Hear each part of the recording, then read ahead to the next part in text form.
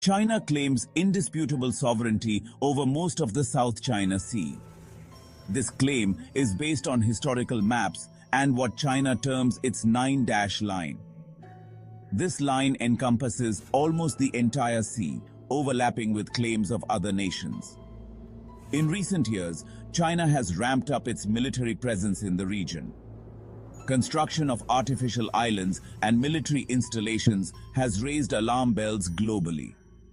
These actions are seen as a way to solidify its claims and project power. China argues these actions are necessary to protect its sovereignty and interests. However, its neighbors and the international community view them with concern. The militarization of the South China Sea threatens the delicate balance of power in the region. China's actions have led to increased tensions and a heightened risk of confrontation.